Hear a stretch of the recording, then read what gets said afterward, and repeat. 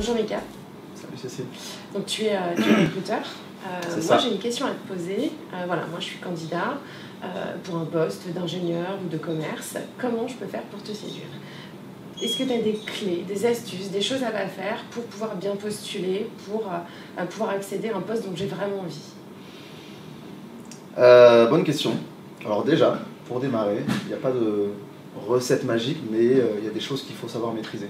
C'est une très très grande question. Du coup, moi, ce que je vais te demander, c'est à quel niveau? Est-ce que c'est au niveau du CV? Est-ce que c'est au niveau des préqualifications téléphoniques? Est-ce que c'est au niveau de l'entretien? On peut voir tout. En fait, un parcours d'un candidat, il est assez similaire pour chaque chose. Si on commence par le CV, par exemple. Pour toi, qu'est-ce qui va faire qu'un CV va sortir beaucoup plus qu'un autre? Qu'est-ce que je dois mettre? Qu'est-ce que je dois mettre en avant? Est-ce qu'il y a des choses que je dois surtout pas faire? Parce que je dirais que ce CV, tu le mets directement à la poubelle, ça t'intéresse pas. Alors j'ai envie de dire, le CV n'est jamais le même déjà. D'accord. Il doit s'adapter à la culture, à l'ADN de l'entreprise. Une entreprise qui est dans l'innovation, qui est très orientée sur du marketing, on peut se permettre des petites touches un peu loufoques, entre guillemets. Un CV dans la banque. Moi, par exemple, responsable de la com, je peux me permettre de mettre de la couleur. Eh bien, ton CV était très bien. D'accord. C'est pas pour rien que tu es ici d'ailleurs.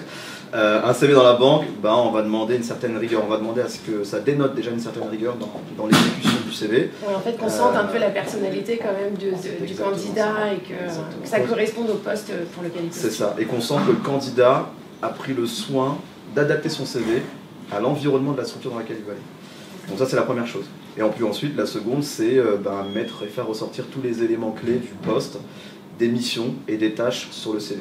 Et alors ça, par exemple, comment on peut le faire? Il y a des techniques, il y a des mots-clés à mettre en avant. Comment je peux savoir ce qu'il faut faire? Les mots-clés, j'ai envie de dire, il n'y a que vous qui le savez, il n'y a que vous qui les connaissez. Entre un poste de commercial, un poste dans la banque, un poste dans la communication, dans le marketing, dans la finance, les gens qui veulent postuler, j'espère qu'ils connaissent les mots-clés. Après, ce qu'il faut, c'est mettre des mots en gras, c'est mettre en avant telle ou telle expérience, c'est éviter les gros pavés. Ouais. C'est déjà montrer qu'il y a un esprit de synthèse, avoir un CV aéré, donner envie. En fait, peu importe les conseils peu importe les questions que tu vas me donner, le premier conseil, c'est déjà de donner envie. Donc pour donner envie, il faut que ce soit aéré, il faut que ce soit clair, il faut que ce soit synthétique. Et ce terme de donner envie, je vais l'utiliser beaucoup pour le CV, pour l'entretien téléphonique. Oui, c'est ça, en fait, c'est vraiment quelque chose qu'on va retrouver dans toutes les étapes. C'est-à-dire que pour te séduire sur un poste, il va falloir que je te donne envie. Donc, premièrement, sur le CV. Exactement. Donc après, généralement, ça se passe, tu prends contact avec le candidat. Donc c'est pareil, au téléphone, il va falloir que je te donne envie. Exactement. Et donc ça passe par des petites choses, comme le sourire dans la voix, on entend ça, mais qu'est-ce que c'est? Ça passe par beaucoup de choses. Alors déjà, je vais désacraliser un peu les choses. Il faut effectivement que le candidat donne envie, mais c'est aussi au recruteur de donner envie au candidat. Donc c'est un peu un jeu où on va essayer de voir si ça fit déjà au téléphone. Et pour donner envie, c'est effectivement le sourire. Le sourire, c'est avoir la niaque, c'est se faire plaisir, c'est montrer qu'on est là pour se faire plaisir, c'est montrer qu'on maîtrise son sujet. C'est toujours la même chose, être synthétique. Si le recruteur pose une question et qu'on met 10 minutes pour répondre, quid de l'esprit de synthèse, il y a une vraie préparation en fait. Avant un entretien, que ce soit téléphonique ou en face à face, il y a toujours une préparation importante. La préparation est extrêmement importante. Pourquoi? Parce que, encore une fois, on reste dans l'envie. Et pour donner envie, en fait, le but du candidat, c'est de donner envie au recruteur de le rencontrer en entretien physique. Donc s'il en dit trop au téléphone... C'est ça, d'accord. Donc faut pas trop en dire. Exact, faut faire du teasing. Pas trop en dire, mais quand même attraper un petit peu le candidat pour qu'il ait envie de nous rencontrer. Comme nous, les recruteurs, on va donner des infos, mais pas trop. On va lui donner juste le peu d'infos qu'il faut pour le séduire et pour pouvoir lui avoir donné envie de venir.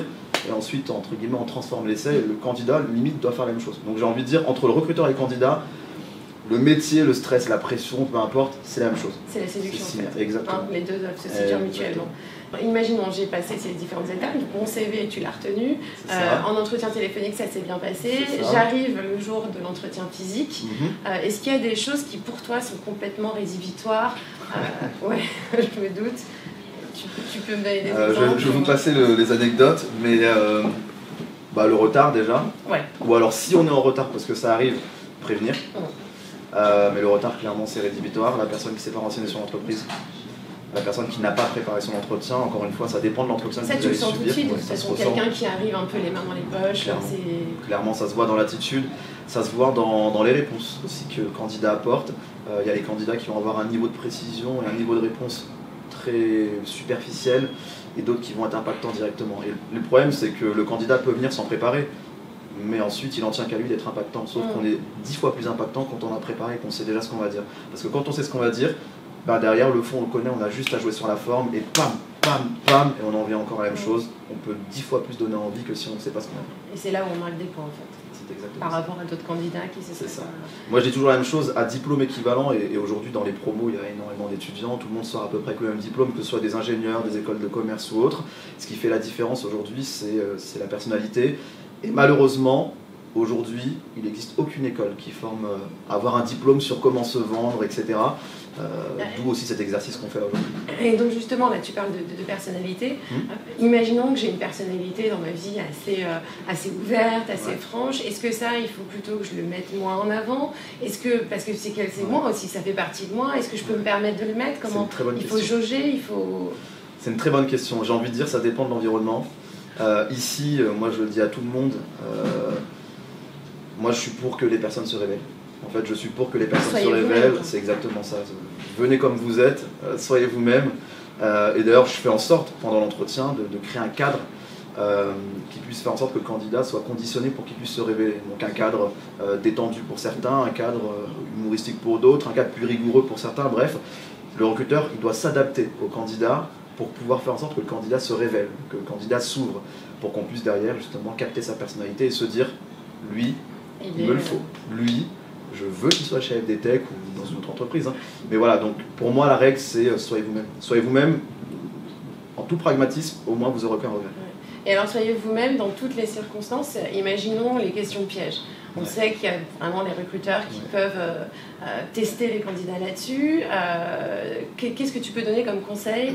La question piège, on a sûrement... Pour moi, la question piège, tout le monde dit c'est les qualités et les défauts. Bon, déjà, moi je ne la pose pas, puisque les qualités et les défauts, si on fait bien le job de recruteur, on est censé les voir en entretien, si le candidat se révèle. La question piège, pour moi, c'est le début d'entretien avec un opérationnel qui n'est pas une fonction RH et qui va commencer en disant « parlez-moi de vous ». Et bien là, c'est le trou noir. Parce que le candidat ne sait pas par où commencer, il ne sait pas combien de temps ça doit durer, il ne sait pas comment il doit faire. Et généralement, le candidat, il déballe toute sa vie. Et puis il parle pendant 15-20 minutes. Voilà, donc il ne faut absolument pas faire. Il ne faut pas faire. Il ne faut surtout pas faire. Encore une fois, on doit donner envie. Et pour donner envie, il faut essayer de créer un échange. Il faut essayer de comprendre qui est en face de vous. Et si vous parlez pendant 15 minutes, vous ne pouvez pas le faire. Donc synthétique, précis, impactant, être soi-même. Exactement.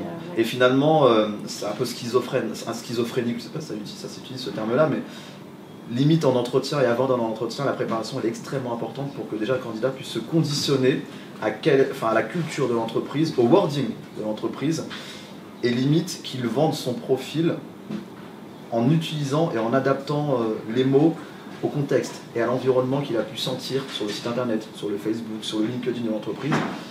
On ne peut jamais se présenter de la même manière qu'on aille en entretien dans une banque, chez FDTech ou dans une autre structure. Moi je pars du principe qu'il faut s'approprier la structure dans laquelle on va pour déjà montrer aux recruteurs qu'on n'a peut-être pas été recruté mais qu'on connaît déjà les codes. Montrer l'intérêt qu'on porte en fait déjà au poste et en plus à la société de manière générale. Parce que derrière tout ça, le recruteur, son objectif c'est de se dire j'ai envie de travailler avec lui ou elle et en plus je le projette dans l'environnement. Et pour projeter quelqu'un dans l'environnement, il faut forcément que la personne elle puisse envoyer des choses. Et le meilleur moyen d'envoyer des éléments, c'est de se renseigner pour pouvoir dire au recruteur vous avez vu, je me suis renseigné, votre entreprise est jeune, dynamique, entrepreneuriale. Je vous ai envoyé tous les signaux, je suis jeune, dynamique, entrepreneuriale. Sauf que si on ne se renseigne pas, on ne peut pas le faire. D'accord.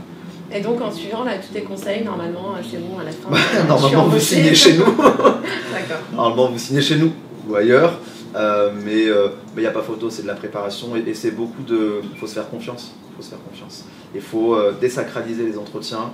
Oui, c'est ça, il y a beaucoup de candidats qui stressent énormément. Exactement. Et du coup qui peuvent louper complètement leur entretien alors qu'ils ont tout sur le CV qui pourrait correspondre. Donc c'est vraiment essayer de se calmer, bien préparer la préparation et prendre du plaisir aussi à passer l'entretien. Moi ce que je dis souvent quand je fais du coaching dans les écoles de commerce ou d'ingé, je vous verrai peut-être d'ailleurs, c'est le stress, il est dans les deux sens en fait. Le candidat, son stress, c'est de trouver l'entreprise idéale, le job de ses rêves, en tout cas le job où il va se faire plaisir.